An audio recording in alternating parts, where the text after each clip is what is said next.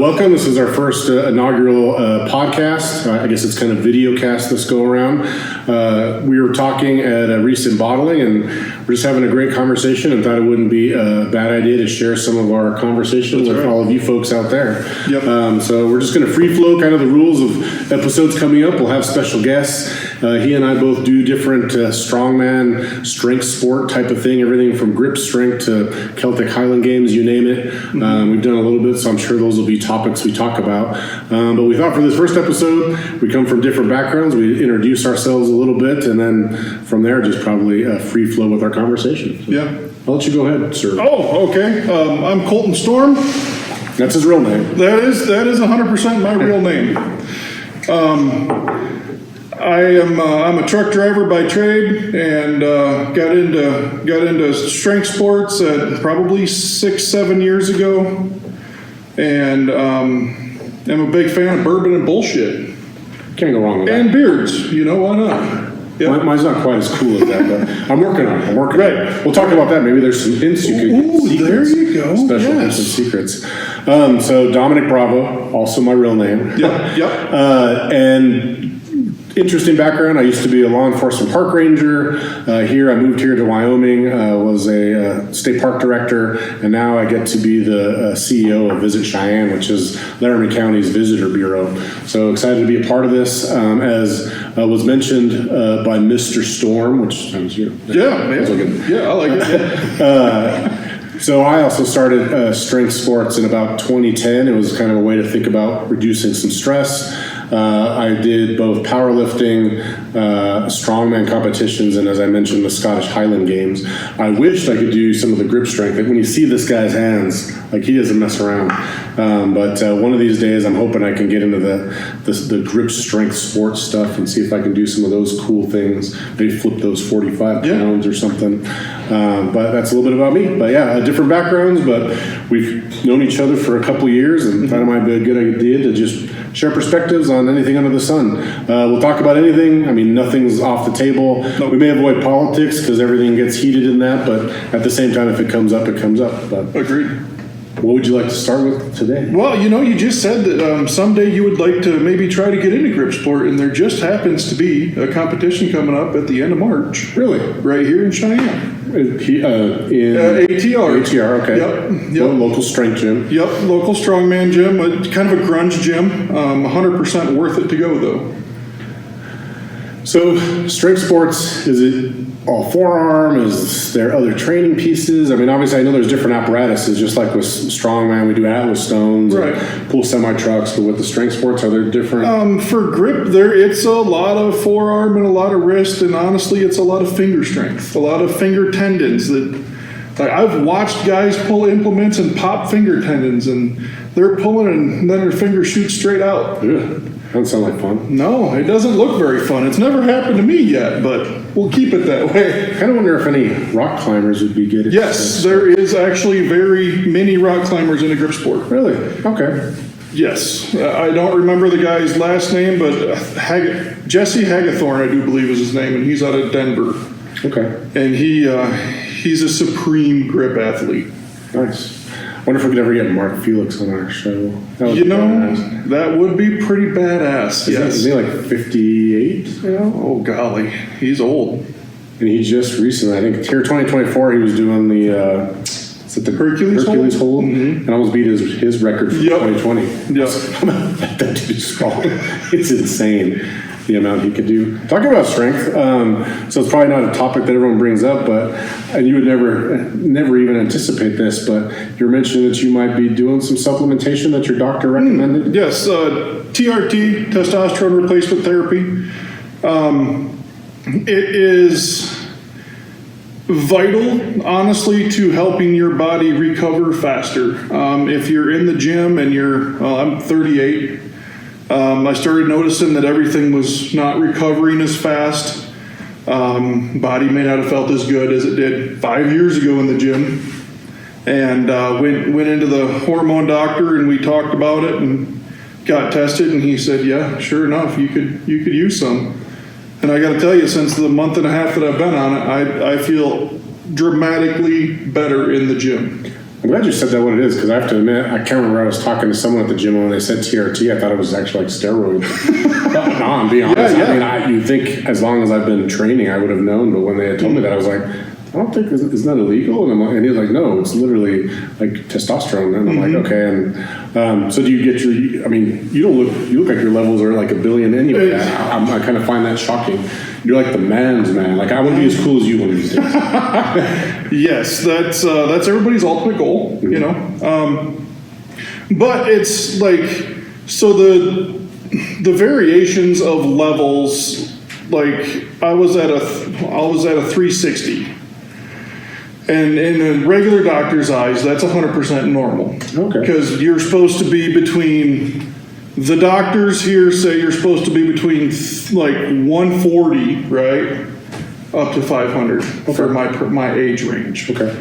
But in all reality, if you go talk to a hormone doctor, they're wanting you up close to 1,000 to 1,200 for test numbers. Okay. So I'm 47. Couple surgeries in. Yeah. And as you mentioned, like not just recovery time, it has taken me. So I started back. So I had shoulder surgery last September, and literally took 4 months of even then saying you could lift weights. So December started bench pressing again. Still not great. Which you're doing way better than I am. So 300 pounds is not that great. That's right where I'm at. I know that before training I was in the 500s. So before that's absolutely insane. I'm a little, well, obviously I did something. So I didn't work out quite as hard. But I was talking to somebody and they said once you do like hormone replacement stuff, do you have to forever now? Is it like the rest of your life type of thing? Or do you even know? I mean, I have no idea. I really need to go see a doctor because I was originally in my mind, I'm like, oh yeah, so it's 850. I don't want to lose my muscle mass. I already lost a ton. Like I literally, like my chest and my biceps were pretty close to like 20 and 19. They were doing pretty decent. And now they're like back to 18 and a half. And it's just like, it's taking forever to get some of that muscle mass back. So let me tell you that there is things you can do naturally to help out your raise of a natural testosterone level before you go all the way to TRT. Okay. A lot of deodorants nowadays, and a lot of people don't think that this kind of thing can actually hurt you, but a lot of them have aluminum, and a lot of them have parabens. Interesting. And both of those are known as test killers. Interesting.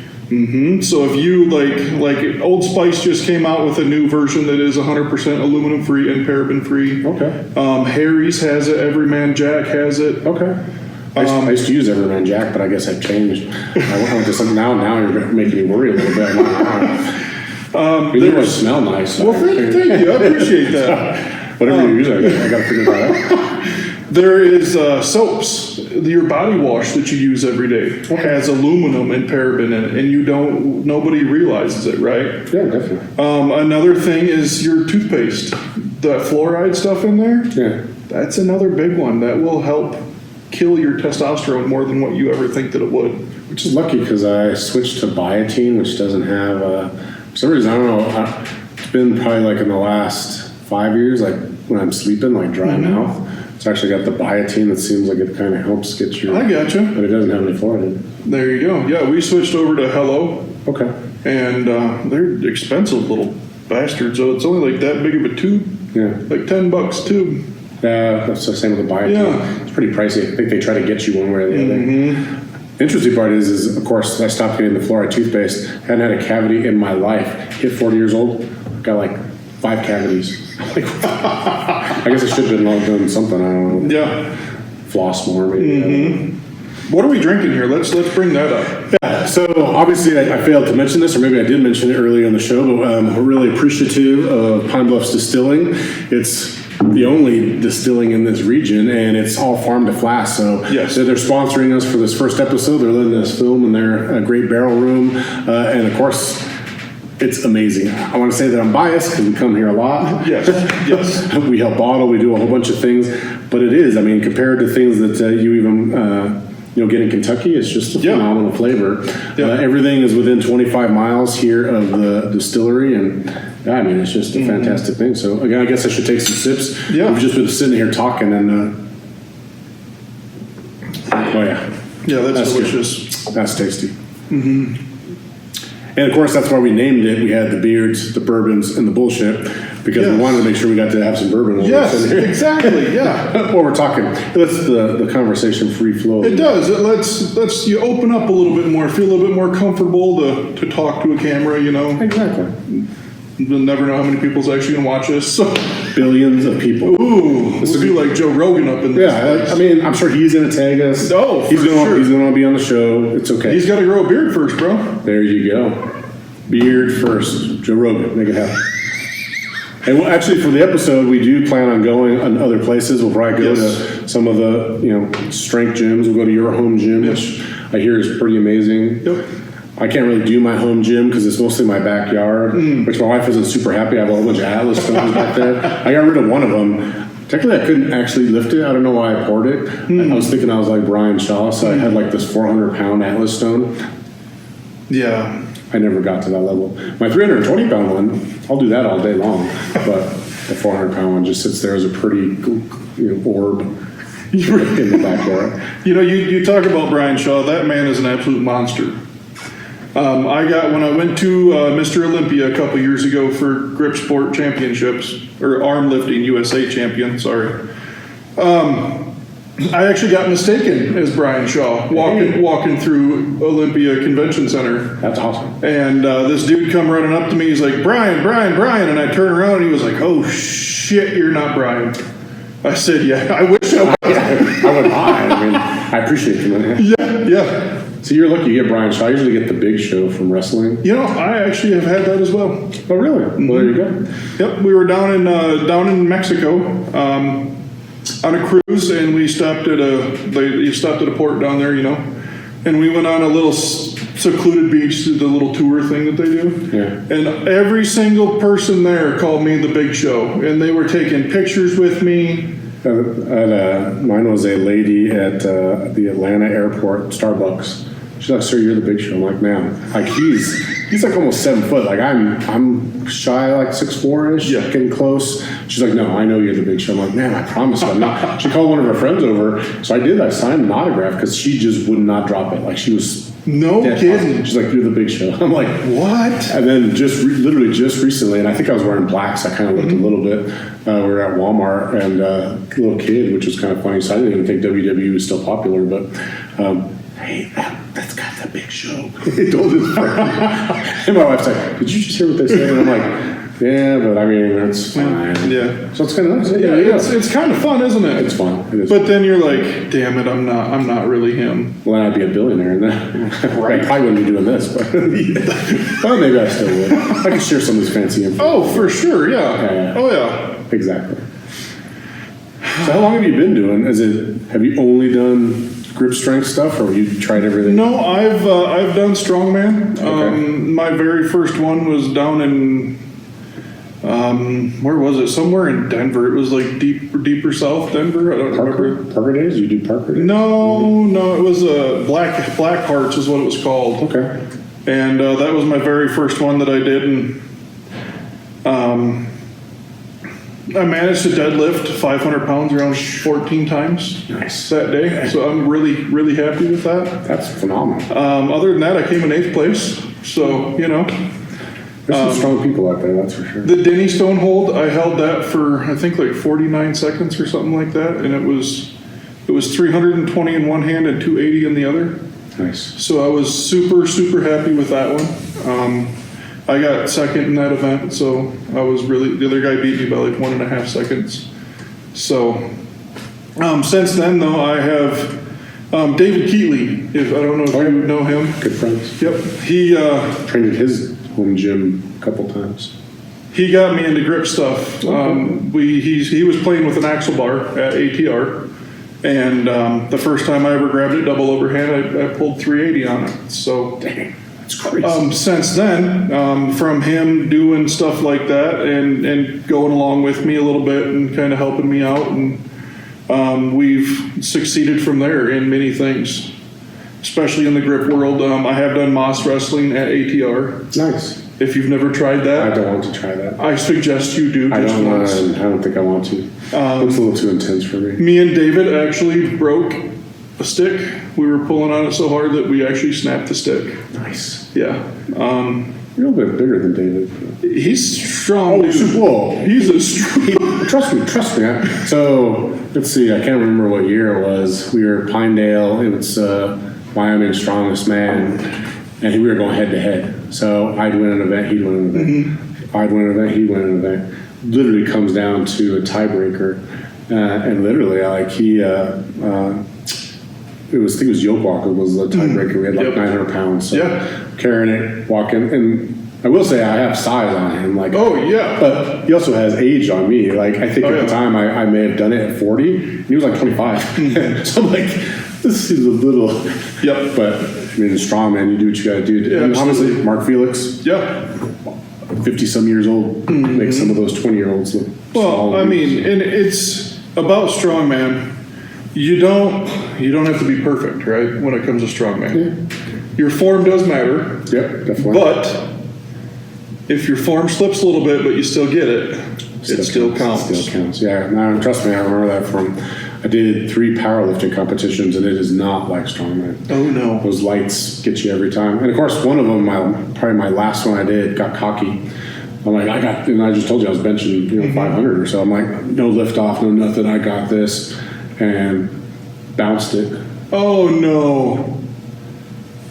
Mainly because I was charged up. Yeah. Took some of that, and just bounced. All I had to do was just come down, control. We could talk about smelling salts if you want. They're a fun time. I love smelling salts. They're fantastic. I used to have some in my garage in my gym, and I'd walk in there if I was feeling down for the day. Give me a nice big huff and walk back out the door, man. It wakes you up, makes you happier. Oh, heck yeah. My son and his friend did the most recent Highland Games with us. I pulled they never had it. I guess I should probably warn them. And what was it? It was Nose Torque, I think is the brand I had. They're like, what is this? I'm ready to go. I'm like, I'm going to pull up the smelling salts. They're like, yeah. You look like you need more. Yeah. We're going to have to open up the unopened bottle. We are. We're going to see if I can get this actually open live on camera. I should have the strength sport guy do it. What the hell am I doing? You are. You're him, bro. I'm thinking I'm having. Well, I was trying to take the whole thing off. I was trying to be fancy. There you go. See, that's what I figured would happen. There's the guy that can do it. Mr. Storm. I guess I'll pour myself a little. All right. I was trying to go light before the show because we were doing the bottle pick or a barrel pick right before, so put that back front and center. That is really good. It's phenomenal. One thing I can always say about Pine Bluff's distilling is, man, their bourbon is always on point. Always. I'm putting a challenge out to the bourbon makers in Kentucky. You got to come try it and see. Agreed. Got to know who your competition is. Yeah, this, like, Jack Daniels don't hold a candle to this. No. How long did it take you to get your beard? I'll put it this way. If I was to shave it completely off, within a month, it'd be longer than yours. That's wild. See, genetics. Yeah, well, Viking genetics. I got some Viking genetics. Do you? Not quite at that level. Well, technically, and I won't even talk about this because if my family watches this, they'll be like, seriously, you had to mention it? So we did the 23andMe. oh, yeah. And they hate when I say it, but literally every single part of me is some type of warrior. No kidding. Yeah, I'm like 16% Native American, like Apache warrior. Like nice. Yeah. I have I think the 50% is both Celtic and Viking. So literally kind of a little bit of a blend, but Celtic and Viking. Yeah. I have a little bit of Mediterranean, which they don't say where it's from, but I think Spartan. Ooh, I like it, yes. So, and then Spaniard, which I'm like conquistador kind of stuff. Oh, yeah. Spaniard. And then the last little bit is like unidentified, and I kind of think it's like Asgardian. They don't want me to go there, but I just, it fits, bro. if DNA can't assign it. Ooh, that's true. Yeah, I like it. So there you go. So I'm not full on Viking. Because you got the tattoo. I mean, you guys got it's one. Yeah, You probably can't see it, but there's the tattoo. Yeah, right there. So I'm not like full blown Viking, but I got some in there. But either way, warrior class. But it could be the Native American that's keeping me a little less into the hair. Or just stop trimming it. I don't know. But also technically, like my hair also stops at my. Yeah, mine don't. Boy, it just keeps on rolling. Yeah, my wife says I have like a monkey suit. Like literally, the same thing like on my feet. It just That's stops crazy. right at. I don't know why. It's the weirdest thing. Genetics, bro. All you can say is genetics. Warrior genetics. Just toss that out there. That's just like when I was able to lift one of these heavy barrels.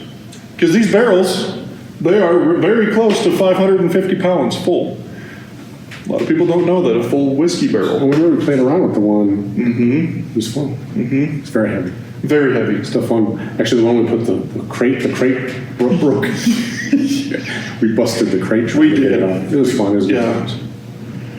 Yeah, it's a fun time at Pine Bluffs Distilling. Always a fun time. So I don't know anything. Do we have any other subjects for this of our first episode? We covered a ton. And obviously strongman, hormone replacement, growing some beards, our genetics, our background. Well, let's do this. Where would you like to see this podcast go? Well, let's do that. Let's just go ahead and throw it all on the table.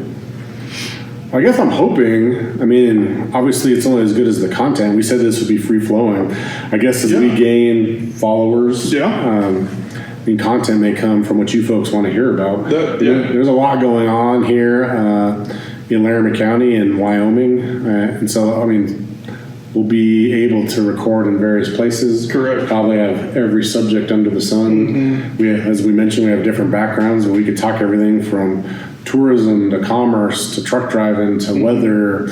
Again, so I mean, we have so many different things we could cover. Yeah, I agree with that. So, but again, you never want to oversaturize. I mean, even if we did like a once a month, that'd be kind of fun. And then if it takes off from there, we could start doing once a week. Yeah.